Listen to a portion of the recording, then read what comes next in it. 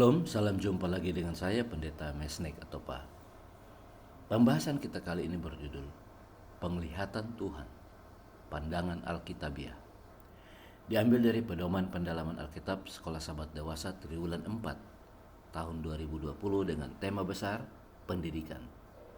Ditulis oleh Rektor Universitas Advent di Amerika Utara.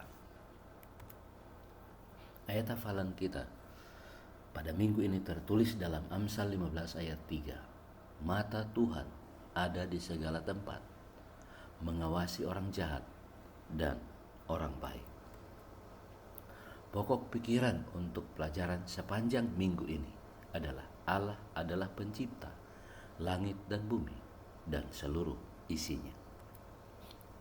Langkah-langkah untuk memahami pelajaran sekolah Sabat minggu ini adalah dibagi dalam dua bagian besar. Bagian yang pertama adalah pandangan manusia tentang penciptaan, dan yang kedua adalah Allah dan penciptaan. Kita akan mulai dari bagian yang pertama dengan tema pandangan manusia tentang penciptaan. Jangan lupa bahwa alam adalah buku pelajaran di Taman Eden. Sampai saat ini alam masih merupakan buku pelajaran yang akurat tentang Allah. Pandangan beberapa orang tentang alam semesta. Yang pertama adalah Czesław Miłosz, penyair dari Polandia. Menulis sebuah puisi imajiner sebagai berikut. Kelinci yang berbicara, tupai yang berbicara, mereka memiliki kesamaan dengan hewan nyata. Pikirkanlah hal-hal ini dengan gemetar. Tulisan Czesław Miłosz menandakan bahwa orang-orang yang cerdas, berpendidikan tinggi, mengira bahwa bumi ini adalah pusat dari seluruh alam semesta. Hari ini banyak orang pintar dan berpendidikan tinggi berpikir bahwa manusia berkembang dari apa yang tadinya merupakan suatu kehidupan yang sangat sederhana. Yang kedua adalah profesor dari Oxford, menyatakan segala sesuatu di sekitar kita tidak ada satupun yang nyata. Sebaliknya, kita adalah ciptaan digital dari ras alien dengan kekuatan komputer yang maha dahsyat. Tidak ada yang menciptakannya, tidak ada yang membentuknya. Itu adalah seperti adanya saat ini. Itu adalah sebuah fakta yang tidak manusiawi. Tidak ada Allah, tidak ada para dewa, tidak ada sesuatu yang ilahi. Kenyataannya adalah sepenuhnya tentang materi dan sepenuhnya alami, seperti yang pernah dikatakan seseorang 2500 tahun yang lalu. Ini bukanlah merupakan ide yang baru, hanya ada berbagai atom, kehampaan, dan kekosongan. Pandangan yang lain adalah bahwa beberapa makhluk campur tangan ilahi atau makhluk supralami yang menciptakan alam semesta. Yang ketiga adalah Gottfried Wilhelm Leibniz, penulis dari Jerman, bertanya, mengapa ada sesuatu, gantinya tidak ada apa-apa. Yang keempat adalah John Hoffman, menyatakan perbedaan 10 hukum dan kode hukum lainnya. 10 hukum itu adalah hukum moral, bukan undang-undang. Apa yang benar secara moral dan apa yang salah secara moral. Jika kita kembali kepada inti pelajaran kita, bahwa alam semesta adalah textbook atau buku pegangan bagi Adam dan Hawa dan umat tebusan, maka semua pendapat tokoh-tokoh di atas tidak boleh dijadikan sebagai referensi. Kita menolak pandangan tokoh-tokoh itu dengan alasan mereka membentuk realitas di mana terang menjadi gelap dan gelap menjadi terang. Kita menolak pandangan tokoh-tokoh itu dengan alasan mereka tidak mengakui Allah sebagai pencipta langit dan bumi. Bagian kedua adalah Allah dan penciptaan. Dia adalah Allah yang ajaib. Meskipun ia menciptakan hukum alam, namun ia tidak terikat pada hukum-hukum itu. Ia melampaui hukum-hukum tersebut bila mana ia menghendakinya. Alkitab berkata di dalam Kejadian 1 ayat 1, pada mulanya Allah menciptakan langit dan bumi. Doktrin penciptaan adalah juga merupakan dasar bagi setiap pendidikan Kristen yang dimulai di sekolah pertama di Taman Eden. Penekanan akan doktrin penciptaan menjadi sangat penting karena ajaran ini telah menghadapi suatu serangan yang sangat terbuka atas nama ilmu pengetahuan. Pertanyaannya adalah, apakah yang dapat menjadi tanda bagi umat manusia bahwa Allah menciptakan dunia ini, sekaligus menentang teori evolusi dan ateisme? Allah meminta kita untuk memperingati satu hari setiap minggu, yaitu hari ke-7, hari Sabat, untuk mengingat 6 hari penciptaan. Permintaan ini tidak ditemukan dalam doktrin manapun dalam Alkitab. Artinya, jika kita mengaku bahwa dunia dan alam semesta ini dijadikan oleh Allah, maka hari untuk mengingatkan Allah sebagai pencipta adalah hari ke-7. Itu sebabnya Allah meminta kita untuk berhenti berkomunikasi, bergaul dengan Tuhan. Ini tidak dipilih oleh gereja. Sabat tidak dipilih oleh gereja, tidak dipilih oleh sekte manapun. Tetapi ini adalah hari ulang tahun dari penciptaan dunia ini. Contoh, jika kita memandang pelangi di angkasa, maka kita dapat membedakan mana ateis dan mana Kristen. Orang Kristen akan memandang pelangi di angkasa sebagai berikut. Seseorang yang memandang pelangi dari sudut pandang Alkitabiah, tidak hanya sebagai fenomena alam, air dan cahaya yang berinteraksi, tetapi sebuah penegasan kembali dari janji Tuhan untuk tidak menghancurkan dunia ini lagi dengan air bah. Kejadian 9 ayat 13 sampai 16. Sementara ketika ateis memandang pelangi di angkasa, maka dia akan menyatakan sebuah pelangi di langit dan tidak melihat apapun kecuali hanya sebagai sebuah fenomena alam biasa. Itu tidak memiliki arti apapun kecuali bahwa manusia memutuskan untuk memberikannya. Sangat jauh perbedaan ini, karena pemahaman akan Tuhan akan menuntun kita kepada pemahaman yang lebih baik.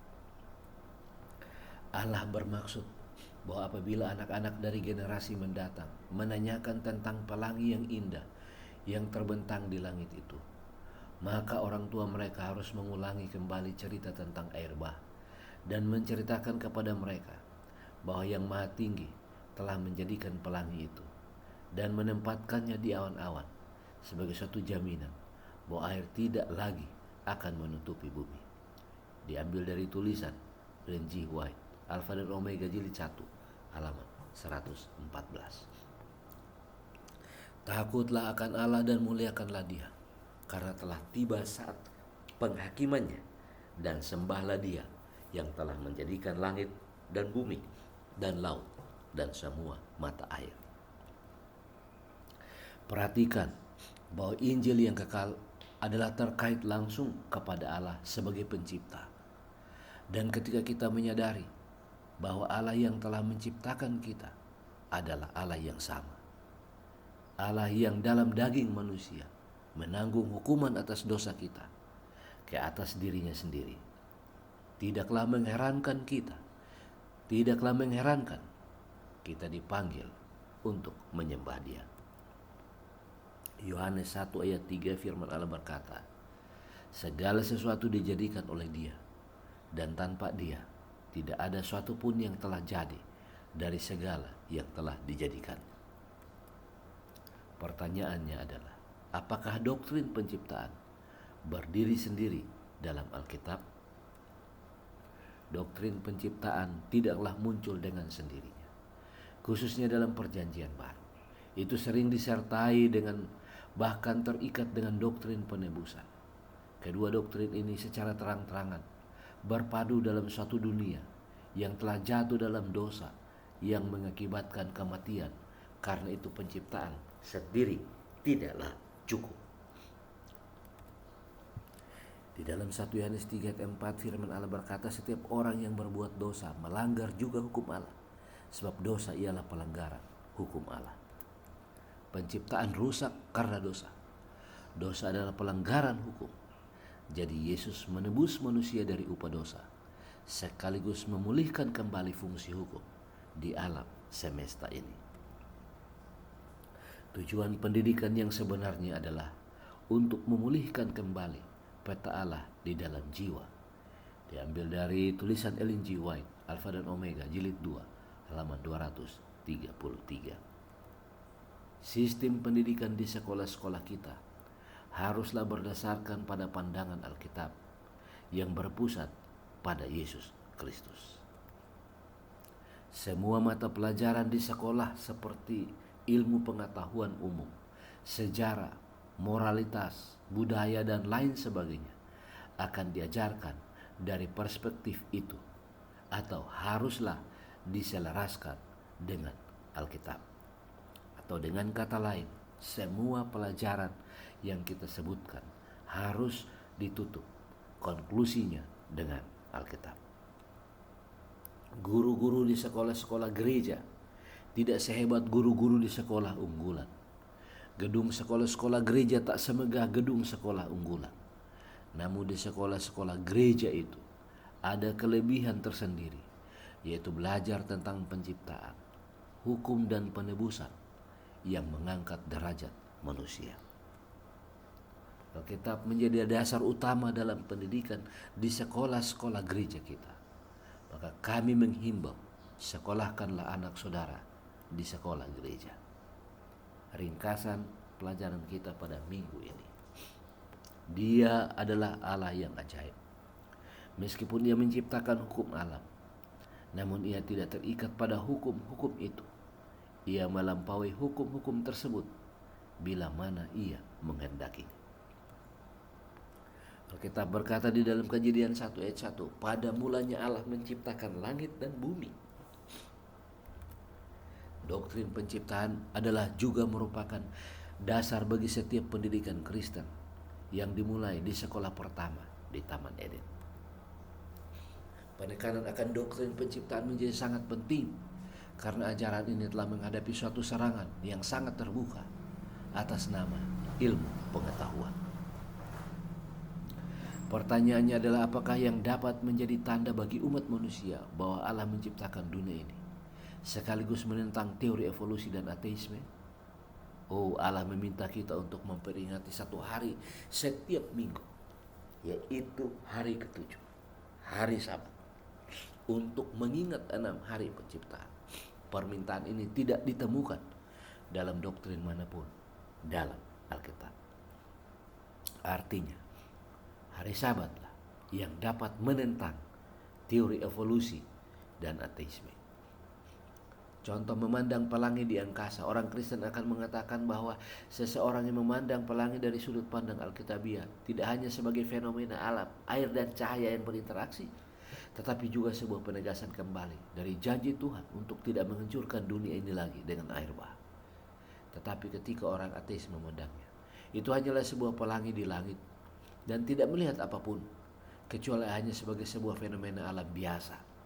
Itu tidak memiliki arti apapun kecuali bahwa manusia memutuskan untuk memberikannya.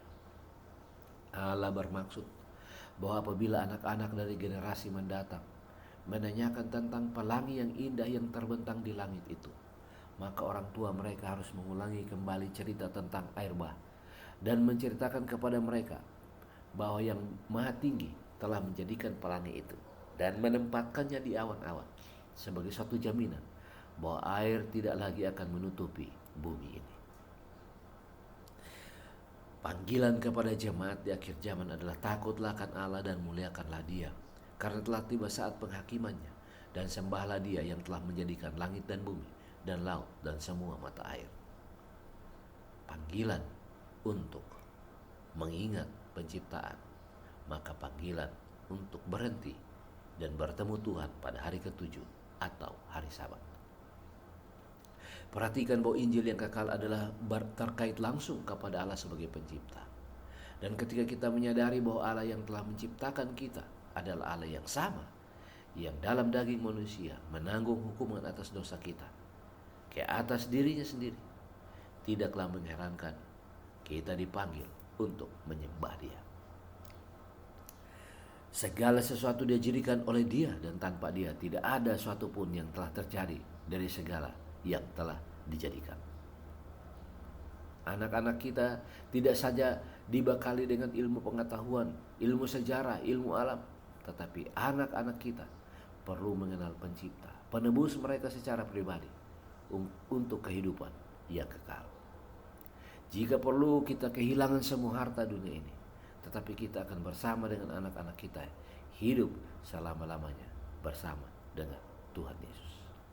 Mari kita berdoa.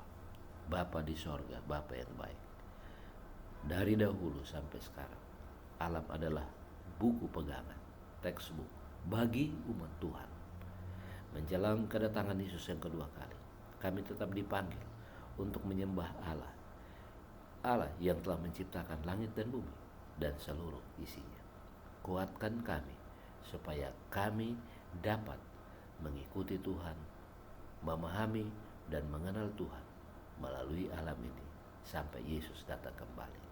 Terima kasih oleh karena Tuhan mendengar dan menjawab doa kami, karena kami minta di dalam nama Yesus, Tuhan dan Juru Selamat kami. Amin. Tuhan Yesus memberkati kita semua.